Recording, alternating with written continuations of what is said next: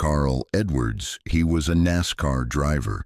He said, "The most difficult part is when you're driving and there's a crash in front of you and you're doing 150 miles an hour and all you can see is a smoke cloud. And it's scary because you don't know what's on the other side. You could be going headlong into a car that's already crashed at 180 miles an hour and you don't know. And what you gotta do is drive right through it." He said, "You gotta keep looking ahead. You can't flinch when there's an accident in front of you. You can't flinch where there's smoke and you can't see what's on the other side. You gotta drive right through it." And I remember it firing me up thinking, man, that's life. Man, that's success. Sometimes you can't see where you're going. You gotta drive right through it, not knowing what's on the other side, and have the faith and the confidence that when you get to the other side, you will figure it out. That there'll be a blessing and a gift, that you'll be protected, and you barrel through it. And when you come out on the other side, I guarantee you, you're going to be stronger than you ever thought possible. Listen, I know it's going to be scary. If it scares you, it's worth it. When you run from it, it gets scarier. You want to run from it. No, dude, you run to it. You run to what scares you, and you confront it, and you face it, and you dance with it. You got to take that thing out. You got to take the breath out. Go after it. Go get it. Don't run from it no more. Go get it. You got to go get it. Because what that does, that tension produces greatness. Stop running from it and run to it. The great they get to it, they go through it. And the harder it is, the better. When you have fear, fear makes you think in ways you shouldn't be thinking. When you have fear, fear makes you speak in a certain way. When you have fear, not this time. I'm not listening to that voice. I'm not listening to fear. Fear ain't real. Fear, you are not gonna stop me. I got too far. I've come too far to give up now. I'm gonna move my faith. When you have faith, you just believe and it'll happen. Your boy went from where he is back in the day to where I now. 'Cause of faith, I activated my faith. Faith is the substance of things hoped for, the evidence of things not seen. I ain't got to see it out here. As long as I can see it here and in here, it's my reality. You've got to believe in yourself. You've got to believe in your abilities, your ideas, unquestionably. You've got to be ignorant to not know what you can't do. Don't rule anything out for you. You've got to believe in yourself. You got to stand up. You can't talk out now. You can't fold now. See, sometimes you have to talk to yourself. It might be the most intelligent conversation you will ever have. That radical change, it doesn't happen overnight. You can make the decision, but you got to stay on top of yourself every day to come from and live your life from a place of power, courage, and faith, as opposed to being a volunteer victim as most people are. I need you to stand the next time you go through trial from it. You'll break that thing down. You dissect it. Don't let it dissect you. You dissect it. And when you dissect it, you learn a blessing in it.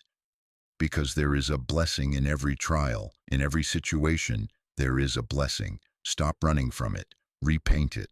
Stop looking at it as something negative. It's not negative, it's positive. It can teach you. Learn from it.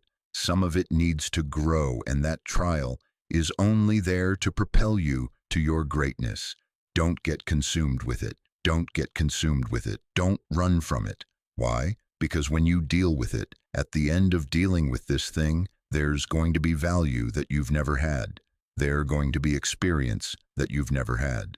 There's going to be a wealth of knowledge you've never had before. There's going to be abilities you've never had before. And some of the things that you've been dreaming about, some of the things that you've been wanting, some of the things that you've been craving, some of the things that you feel like you desire, you have to have.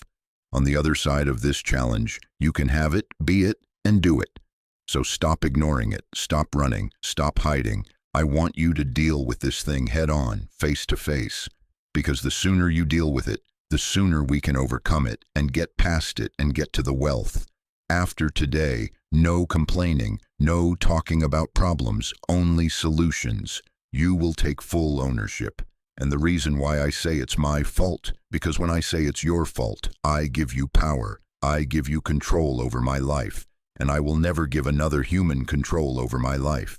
It's my fault. It's my problem. I'm coming up with a solution for it. I'm taking ownership.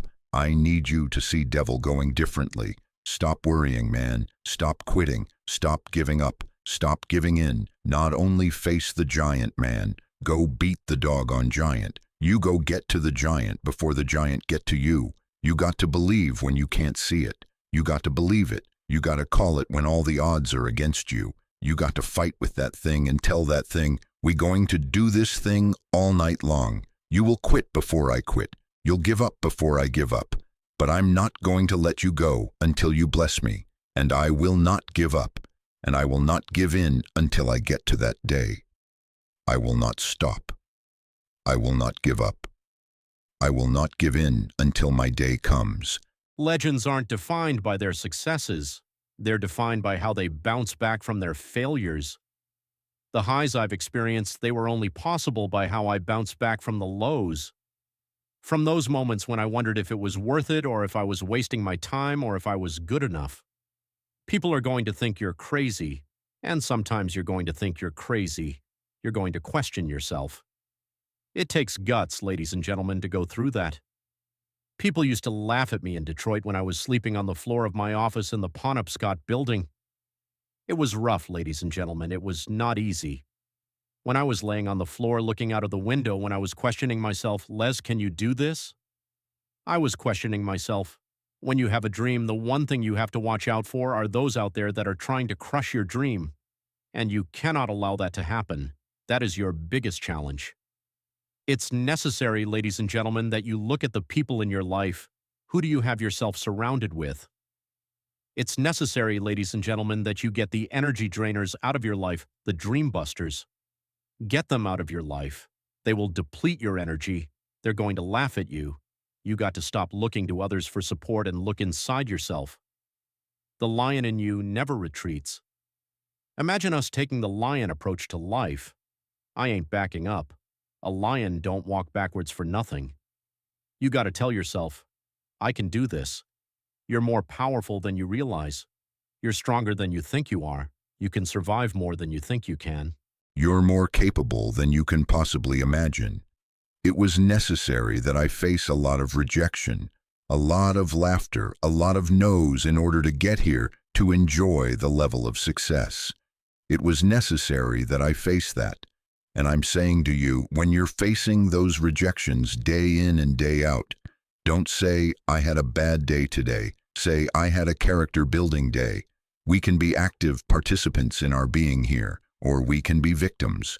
Before anything can take place, you've got to believe in your heart of hearts that it's possible that you can be this. And this is when your mind has to change. You got to start armoring your mind. Start preparing yourself for what's out here in life. Build confidence, build self-esteem. The hardest thing in the world is to believe in you, to believe you're special, to believe you're different, to believe you're supposed to be somebody. The hardest thing in the world is, in spite of all your fears, all your worries, all your doubt, all your feelings of inadequacy, to believe in yourself one more time, to pick yourself up off the mat one more time. You got to talk to yourself. Sometimes healing takes place first in the spirit. You got to tell yourself, I can do this. I got what it takes. I will not be defeated. So you've got to decide. You've got to say, it's possible that I can beat this. It's necessary that I do this.